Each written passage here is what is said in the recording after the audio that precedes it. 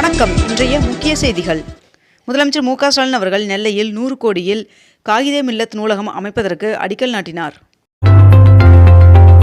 முதலமைச்சர் மு க ஸ்டாலின் அவர்கள் நெல்லையில் 45,000 பேருக்கு நலத்திட்ட உதவிகளை வழங்கினார். சென்னையில் வடகிழக்கு பருவமழை இன்று வரை இயல்பை விட 6% குறைவாக பெய்துள்ளது என்று வானிலை மையம் தகவல் தெரிவித்துள்ளது. மாநில அரசின் வேலை உறுதி திட்டத்திற்கு மேற்கு வங்க முதலமைச்சர் மம்தா பானர்ஜி அவர்கள் மகாத்மா காந்தி பெயரை சூட்டினார்.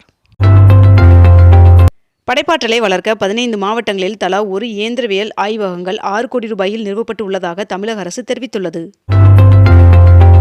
மேட்டூர் அணைக்கு நீர்வரத்து இன்று காலை நிலவரப்படி 1232 கனஅடியாக உள்ளது என்று தெரிவிக்கப்பட்டுள்ளது.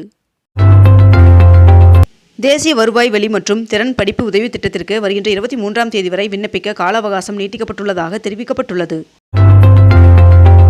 தமிழகத்தில் இன்று முதல் 24ஆம் தேதி வரை வெப்பநிலை இயல்பை விட 4 டிகிரி குறைவாக இருக்கும் என்று வானிலை ஆய்வு மையம் தகவல் தெரிவித்துள்ளது. தமிழகத்தில் காலியாக உள்ள செவிலியர் பணியிடங்கள் குறித்து வருகின்ற 22ஆம் தேதி மாலை 5 மணிக்குள் விண்ணப்பங்களை சமர்ப்பிக்க வேண்டும் என்று தெரிவிக்கப்பட்டுள்ளது. ஸ்ரீராம் ஃபினான்ஸ் லிமிடெட் நிறுவனத்தில் 39,618 கோடி ரூபாயை ஜப்பான் வங்கி முதலீடு செய்ய உள்ளதாக தகவல் வெளியாகியுள்ளது. சென்னை திரைப்பட விழாவில் சசிகுமார் அவர்களுக்கு சிறந்த நடிகர் விருது வழங்கப்பட்டுள்ளது. நாமக்கல்லில் முட்டை பண்ணை கொள்முதல் விலை 5 காசுகள் உயர்ந்து ₹6.50 உயர்ந்துள்ளது. நெல்லையில் அருங்காட்சியகத்தை முதலமைச்சர் மு க ஸ்டாலின் அவர்கள் நேற்று திறந்து வைத்தார். 1,98,00,000 ரூபாயில் கட்டப்பட்ட இசை முரசு நாகூர் ஹனீஃபா நூற்றாண்டு பூங்காவை துணை முதல்வர் உதயநிதி ஸ்டாலின் அவர்கள் திறந்து வைத்துள்ளார்.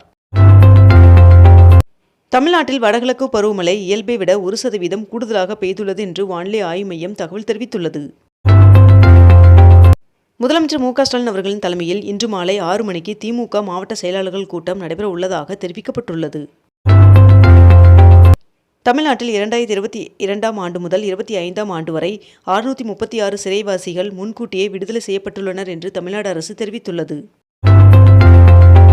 49வது புத்தக கண்காட்சியை ஜனவரி 8ஆம் தேதி முதலமைச்சர் மு க ஸ்டாலின் அவர்கள் தொடங்கி வைக்க உள்ளார் என்று தகவல் வெளியாகியுள்ளது. கிறிஸ்துமஸ் பண்டிகையை முன்னிட்டு புளியந்தோப்பில் இன்று 1500 குடும்பங்களுக்கு பரிசுப் பொருட்களை துணை முதல்வர் உதயநிதி ஸ்டாலின் அவர்கள் வழங்குகிறார் என்று தெரிவிக்கப்பட்டுள்ளது. தமிழகம் முழுவதும் உள்ள கிறிஸ்துவ பெருமக்கள் அனைவருக்கும் கிறிஸ்துமஸ் வாழ்த்துக்கள் தெரிவித்துள்ளார் முதலமைச்சர் மு க ஸ்டாலின் அவர்கள்.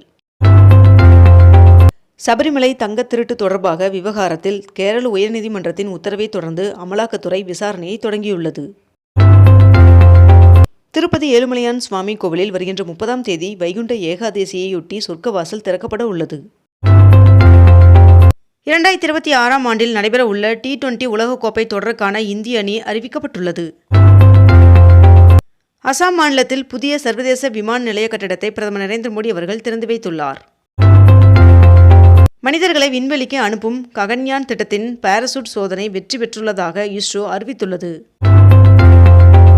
வரைவு வாக்காளர் பட்டியலில் தங்களின் பெயர் உள்ளதா என்று மேற்கண்ட இந்த 3 இணையதளங்களில் சரிபார்க்கலாம் என்று தேர்தல் ஆணையம் அறிவித்துள்ளது. ஸ்ரீஹரிகோட்டாவில் LVM-3M-6 ரக ராக்கெட் ஏவப்படுவதால் வருகின்ற டிசம்பர் 24ஆம் தேதி பழவேற்காடு மீனவர்கள் கடலுக்கு செல்ல தடை விதிக்கப்பட்டுள்ளது. சென்னை அருகே கோவளத்தில் 350 கோடி ரூபாய் செலவில் 6வது நீர்த்தேக்கம் அமைக்கும் பணிக்கு வருகின்ற 29ஆம் தேதி முதலமைச்சர் மு க ஸ்டாலின் அவர்கள் அடிக்கல் நாட்ட உள்ளதாக தகவல் வெளியாகியுள்ளது.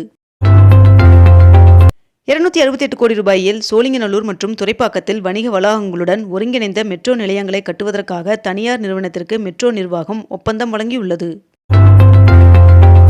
சென்னை OMCA மைதானத்தில் ஜனவரி 8ஆம் தேதி முதலமைச்சர் மு க ஸ்டாலின் அவர்கள் புத்தக காட்சியை தொடங்கி வைக்க உள்ளார் என்று தகவல் வெளியாகியுள்ளது. வாக்காளர் பட்டியலில் பெயர் இடம்பெறாத வாக்காளர்கள் மற்றும் புதிய வாக்காளர்கள் மற்றும் 18 வயது பூர்த்தியடைந்தவர்களுக்காக இன்றும் நாளையும் தமிழகம் முழுவதும் உள்ள அனைத்து வாக்குச்சாவடி மையங்களிலும் சிறப்பு முகாம்கள் நடத்தப்பட உள்ளதாக தெரிவிக்கப்பட்டுள்ளது. 22 கேரட் ஆபண தங்கத்தின் விலை சவரனுக்கு ₹160 அதிகரித்து 1 சவரன் 99,200 ரூபாயாகவும் 1 கிராம் 12,400 ரூபாய்க்கும் விற்பனை செய்யப்பட்டு வருகிறது. இதனைத் தொடர்ந்து 1 கிராம் வெள்ளியின் விலை கிராமிற்கு ₹5 அதிகரித்து 1 கிராம் வெள்ளி 226 ரூபாய்க்கு விற்பனை செய்யப்பட்டு வருகிறது. சென்னை பெசட் நகர் கடற்கரையில் மகளிர் சுய உதவிக் குழுக்களின் உணவுத் திருவிழா நாளை தொடங்கி வருகின்ற டிசம்பர் 24ஆம் தேதி வரை நடைபெற உள்ளதாக தெரிவிக்கப்பட்டுள்ளது. திருவள்ளூரில் மாவட்ட வேலைவாய்ப்பு மற்றும் தொழில்நெறி வழிகாட்டு மையம் சார்பில் இன்று தனியார் துறை வேலைவாய்ப்பு முகாம் நடைபெற உள்ளதாக தெரிவிக்கப்பட்டுள்ளது. டாக்காவில் தற்காலிகமாக மூடப்பட்ட இந்திய விசா சேவை மையம் நேற்று முதல் மீண்டும் திறக்கப்பட்டது. 2024-25 நிதியாண்டிற்கான வருமான வரி அறிக்கையை இதுவரை தாக்கல் செய்யாதவர்கள் டிசம்பர் 31 தேதிக்குள் அவசியமாக தாக்கல் செய்ய வேண்டும் என்று தெரிவிக்கப்பட்டுள்ளது. 98% பொருட்களுக்கு வரி விலக்கு தொடர்பாக இந்தியா ஓமன் இடையே தடையற்ற வர்த்தக ஒப்பந்தம் கையெழுத்தானது. பிரதமர் நரேந்திர மோடி அவர்கள் 2 நாள் பயணமாக மேற்கு வங்கம் மற்றும் அசாம் மாநிலத்திற்கு செல்வதாக தகவல் வெளியாகியுள்ளது.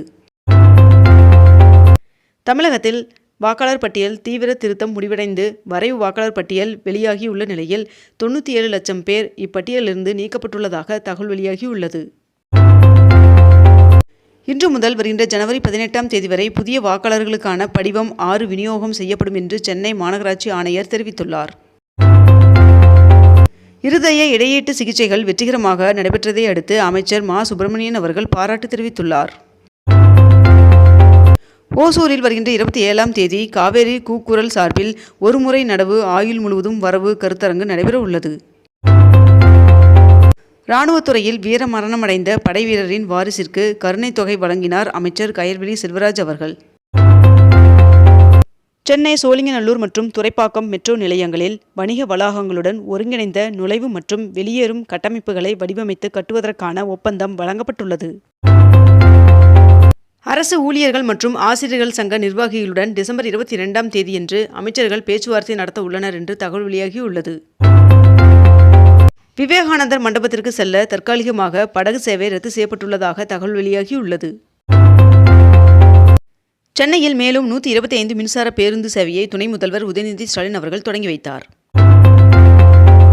அரசியல் கட்சிகளின் பொதுக்கூட்டங்கள், பேரணி உள்ளிட்டவற்றிற்கான வழிகாட்டு நெறிமுறைகள் ஜனவரி 5 தேதிக்குள் வெளியிட தமிழ்நாடு அரசிற்கு சென்னை உயர்நீதிமன்றம் உத்தரவிட்டுள்ளது.